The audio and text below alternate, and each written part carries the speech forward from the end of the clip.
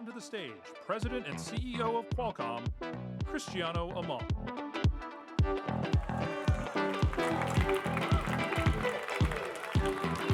Thank you, thank you, thank you. Good morning, everyone. Good morning. Welcome to day 2. This is a special day. This is where we're going to have a lot of surprises for you, and especially what's come after, I think, the fireside chat. Very happy to have you all here with us. You know, this is the second time I come to this stage here. This is incredible. It's truly incredible. I think it was a wonderful idea to do this outdoor, and it's going to be hard for you to pay attention to me if you look at what's out there. Look, we are going to start this conversation about day 2, and I'm going to have a very special person to join me on stage for a conversation. You know, all of you that are here, and many of the Snapdragon fans and tech enthusiasts, the media, many of you are also creators. And we see how, you know, creativity and creators are changing dramatically with AI. So I have somebody here to participate in this conversation. It's from an iconic company, somebody that I have a special relationship, I have a lot of admiration for, and I also serve on his board. And it's a company that has been, like Qualcomm, to a lot of changes. Maybe he'll tell us some of the changes as, you know, as the business transform over time. So I'd like to welcome to stage Shantanu, the CEO of Adobe.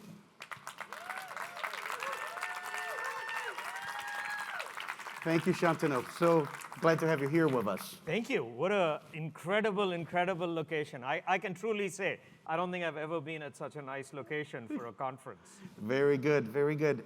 And I think that's our motivation to attract people to come. And stay. Yes. You know, maybe I'll just start by I was telling folks that, you know, the history of Qualcomm through the few decades, this is the 10-year of Snapdragon Summit, 40 years of Qualcomm, and we have been transforming itself a lot. I think where we started, you know, how the industry changed, the mobile industry changed, how we became a processor company, how we had to reinvent ourselves. And I also like the Adobe story. There's been a lot of transformation. Actually, my first interaction with Adobe and with your team, it was the days of Flash in mobile. But look, since I have you here, it will be great for you to tell a little bit about the story of Adobe and tell them about Adobe and the incredible things you guys do. I'd love to, Cristiano. And again, congratulations on 10 years of Snapdragon. I know you have a bunch of incredible announcements planned. And you know, I think much like Qualcomm, if you think about Adobe, Adobe has always been about reinvention. You know, we started with desktop publishing, but if you think about, you mentioned Flash. I mean, Flash was all about saying, how can we ensure that gaming or video works on the web? And it was one of those early technologies in conjunction with Qualcomm that we were able to say, you can now have access to gaming and video on the web, you know, and how far we've come. But I think the company's mission has always been changing the world through digital experiences, as you talked yesterday about how AI is going to be everywhere and at the edge delivering those experiences. So I think that's what motivates us. And we just look at what's happening with creativity right now. We think creativity is more accessible, more affordable. It's going to be more fun. And everybody who has that story to tell is going to be able to take that idea in their head, and with AI and with the incredible technology that you're providing to make that happen.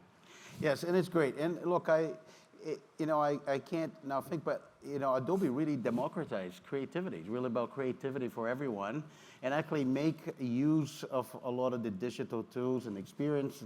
You know, and make the magic. We are kind of building computing, you know, processing electrons and bits, and it's incredible, I think, the magic that the two technologies together can create. So one thing that I wanted to tell everyone, I think the creator economy is booming, right? And we have been collaborating on studio-grade AI tools across many devices, not only PCs, smartphones. So, and we see this incredible thing happening with AI. So if I step back and say, from Adobe perspective, how is AI changing Adobe and changing Adobe products and what you do for your customers? Well, you touched on this. I mean, if there's an area that we have tremendous passion for, the passion is how do you democratize access to creativity. I like to say that everybody, whether you're a K through 12 student or you're the largest enterprise in the world, you want to be able to get your brand out there.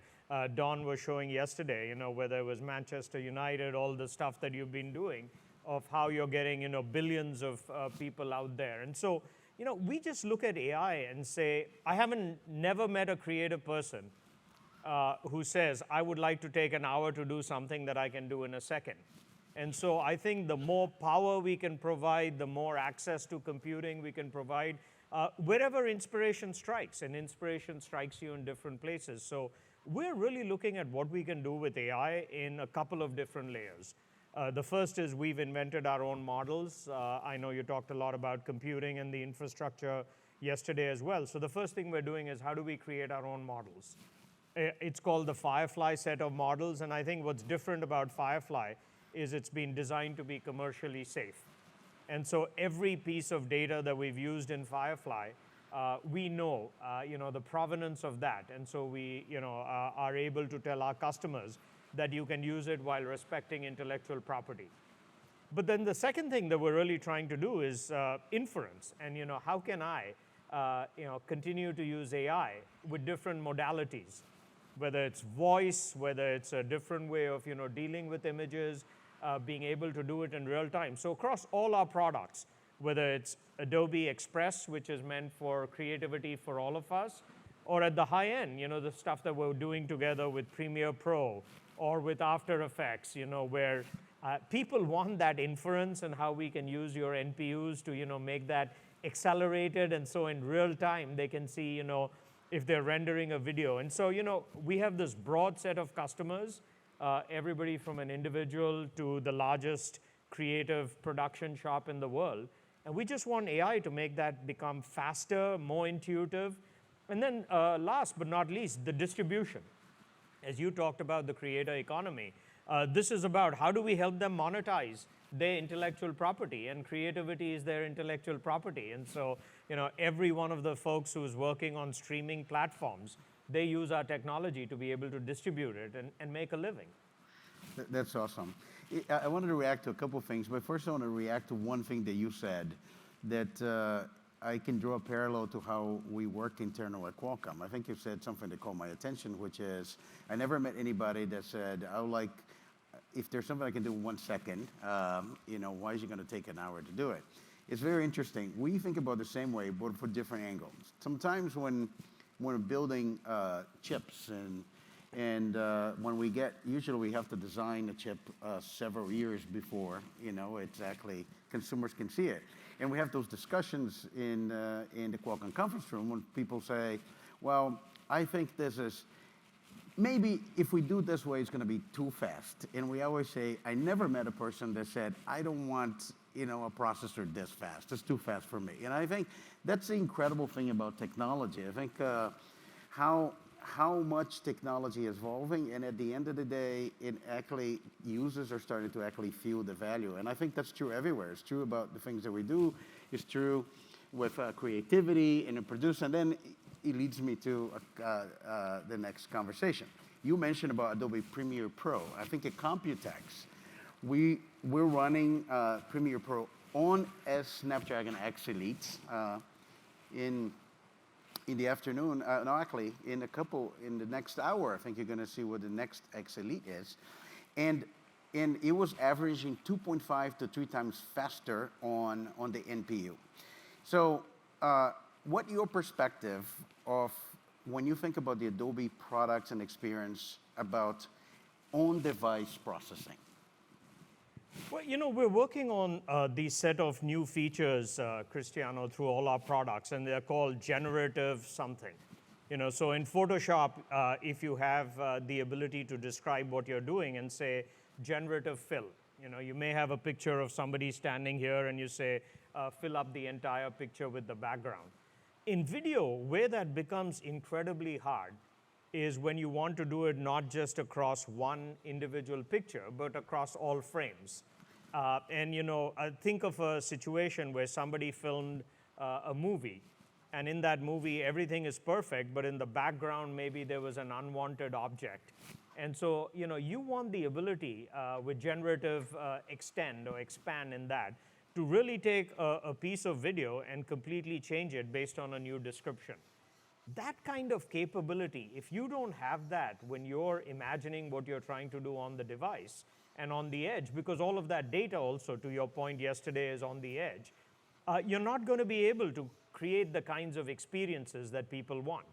And when people look at all these new technologies and say, oh my God, that's magic, as we know, there's a tremendous amount of cooperation and collaboration that happens because we're trying to push your folks to say, hey, how can I make this happen? How do I take advantage of your chips? But the more it seems intuitive, the more it seems seamless, as you said, AI everywhere, it's actually the magic that goes on behind the scenes that makes that happen. And when a joint customer of ours says, yeah, it should always be that way, we know we've done something right because we've made that magic happen. So, particularly the Premiere team, particularly the After Effects team, what they're trying to do is the resolution of these videos is expanding dramatically as the audio quality is expanding dramatically.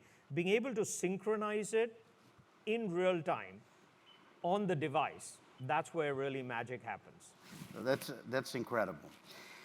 So I would shift the conversation a little bit and talk about the future, but maybe the present, because I had the opportunity to see some of the incredible things Adobe is doing, and we talked about that yesterday, which is about where we're going, especially how we think about applications evolving into agents. And I want to start by saying something that is very unique about Adobe. Adobe has, I think, accomplished something that very few companies have. The entire planet knows things like PDF and Photoshop. It's like people talk to each other and say, can you send me a PDF or even generate a PDF, even if there's no Adobe application running, or they say, can you Photoshop this? It's almost became like verbs that is being used in every language. And we look at, especially when we look at the evolution of the apps and the experience into agents, I think that's a very powerful thing. So what you can share with everyone, the Adobe view and your vision and how this whole Adobe experience is going to also evolve to incorporate agents. Yeah, a couple of things, and I'll maybe make a unabashed, sort of plea for people who want to come join us at Adobe Max. To your point, we unveil a whole bunch of creativity in October, at Adobe Max. But I think just a couple of things that I would say. I mean, the first is conversational interface or agentic interface. I think it's called differently. People react very differently to creativity with different modalities. And some people are able to be extremely proficient with what they can do with menus and palettes and colors. But it's our vision at Adobe that we really just want people to be able to go seamlessly between these two different modalities. And you and I saw a demo yesterday of something like that, which is, how can I just talk to a computer and it says, hey, I want to create a video, and it starts to do that. Then if you want power and precision, you can actually use the tools to get the power and precision. So, our vision is if we can seamlessly make these different modalities work, where you're not just thinking about how you do your creation in one modality, I think that's incredibly powerful. What's exciting for both of us is all of these innovations are building on previous generations of innovation. So the fact that we were able to move the data to the cloud enables us to, say, wherever inspiration strikes, you can do creativity. Then there was the API economy, and so we all allowed, all of our technology to be used as APIs. Now, to your point with what's called MCP, or the model protocol with agentic, you can now say, hey, I just want to sequence these 5 steps together and do it for me. I think where the power of that comes in particular is when you want to automate production as well. Think of an enterprise. You're delivering personalization at scale. You're trying to create a piece of content that's unique to somebody, but you're not just trying to create one piece of content, you're trying to create 1 billion pieces of content. So I think when you have the ability to say in an agentic way, learn something about Cristiano, and when he's opening that email, maybe make it personalized for him. So I think this is a natural evolution, but I think the power is that you can sequence some of these agentic interfaces together, and you can use more of a conversational interface. And I can't wait, frankly, much like we talked about, to see what customers do with it, right? Because at the end of the day, they inspire us to say, this is the kind of things that I want to do. No, this is good. It's incredibly exciting. And what I'm going to do, I'm going to connect this conversation and how you're thinking about agents with some of the things we said about yesterday, and kind of show like the art of possible. So one of the key topics of the conversation that we had yesterday, and it's something now for Qualcomm, like we have clarity, how mobile is going to evolve. I think we can probably say we're one of the companies that, we can probably say we have seen the evolution of mobile when we understand how this is going. And when we think about this combination of AI technologies, the agent-based experiences, we can see how we talk about the agent becomes at the center because of AI understands the human now. We don't have to learn how to use the computer. And that goes around all the different devices. So I can see, for example, this world where the other way to think about the agents in Adobe is you could be walking with your glass is connected to a model, and you can say, oh, I really like this thing that I just like this scene. I would like that to use that on my project. And you call the Adobe agent, the conversational thing, and you say, please, take this scene, do the following changes for me because that's the idea of at that time, and you keep going on with your life, and I think we also going to see people starting doing something on one device, complete on their phone, get input from their glasses, go back to their PC, and I think that's also going to extend to creativity, and that's why I'm incredibly excited about the stuff that we're doing together, which is it's really about bringing the Adobe experiences in all of the different devices that are powered by Snapdragon. So what's your reaction to that? A couple of user examples to talk about the kinds of things that you're doing. I mean, first is, as a creative person, a lot of people like to sketch something. So they may take one of these things and just sketch something. So that's a different kind of device. Then they scan it in, and that's the beginnings of their creative process. Yes. We now have the ability to do that. Another person might take a picture, to your point, on a Snapdragon device and quickly say, I want to do a creation like this. So I am very excited, like you are, about how people are going to take these different devices with different modalities and bring that together in a creative process. And maybe orthogonal to this a little bit, but if you think about how creativity exploded, people were able on search to be able to say, I want to just remove a background for the picture. And so we created APIs to be able to do that. Now with the large language models, increasingly people are going to have a question about what their outcome is and just describe that. And so I think even with large language models, the fact that we can, in these new interfaces that people are using, whether it's Gemini or ChatGPT or Claude, the fact that you can string these together, it's a different angle than the multiple devices that you talked about. But if I have that history over time, both the fact that I can now sketch, I can now take pictures, and I can combine all of that into a creative process, I think that's incredibly powerful. Yes, if anything, I think it's going to further amplify as we talk about it, how creativity is going to get democratized and accessible to everyone. And maybe my last point of conversation, it's going to be about chips and processors and all the things that we do. So one of the things that we have clarity, how models are evolving, how you start to have not a collection of models like you have with Firefly. You're going to have models that are very specialized, and the ability to run them everywhere on the devices at the edge. I think we see that the way AI is going to get to scale, it's going to be the cloud and the edge kind of working together as one. And it's interesting. I'll tell you a story. During the, we launched 5G, ahead of schedule. 5G was supposed to launch in 2020, and we launched 5G in 2018. And then in the 2020 timeframe, we had the pandemic, and we had to do some of the Qualcomm events. We had to do it streaming from San Diego. And at the time, in our 2020 modem that we announced with 5G, one of the things that we wanted to show is, do you have the speed and latency of connectivity to do something very complicated on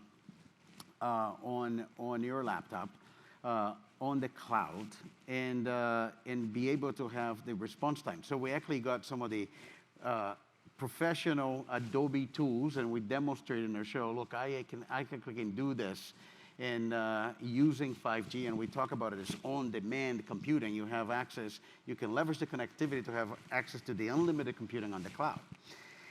And as we think about where we're going, now you're going to have the computing on both sides with incredible connectivity. Connectivity is going to evolve to 6G, and the future of computing, which is going to be this AI running everywhere, it's going to be on both.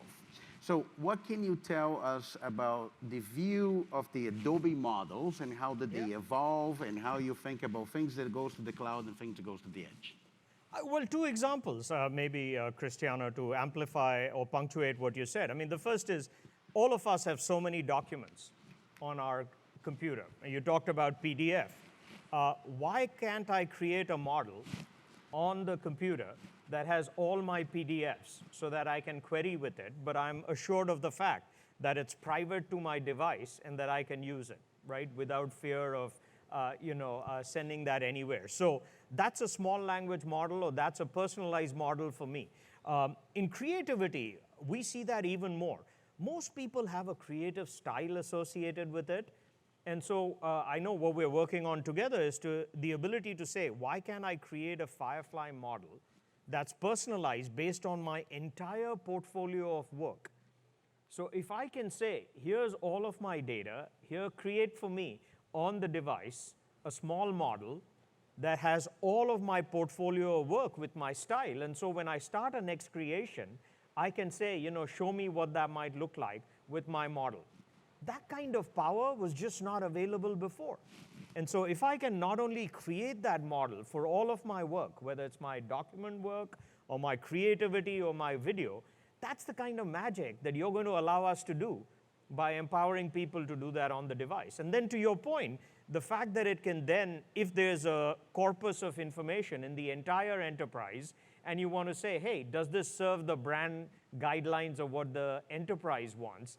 I think that integration is also going to be important. But I think empowering every individual creative to have their model that's personalized to them on their creative stuff, I think that's going to empower a lot more creativity and accelerate that. So I'm excited about working with Qualcomm, and you guys have been great partners for us on that. No, that's awesome, awesome.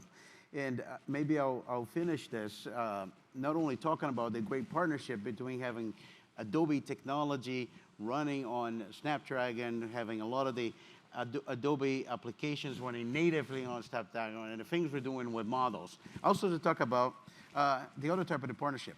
So I'm going to say something. I think the marketing, many of the folks on the marketing team of Qualcomm are here in the audience. I'm going to say this, but I don't want them to have a big head, okay? Because yesterday, a company that way bigger than Qualcomm, like I don't know how many times bigger than Qualcomm, came to me and said, well, I have something to tell you. I'm looking at the event, I'm looking at the graphics, I'm looking at everything, and your marketing team is pretty good. Thank you very awesome. much. They are very good. Thank you. And that's another partnership that we have. Yes. I think we have many partners, and we have a great partnership with Adobe and many of the incredible things we create with Adobe too. So thank you for the partnership as well. Thank you for being here with us. As I mentioned to them, I'm also honored to serve on their board, and and I really enjoy, I think, this relationship. Shantanu is something I really admire, and thank you for the partnership, Shantanu. Well, congratulations again. Thank you for having me. 10 years of Snapdragon and just the kind of innovation, the things that people imagined, as you said, imagining the possibilities and delivering it. We could not be happier to partner with you, and thank you for having me here. Have a great show. Thank you. Thank you very much. Thank you.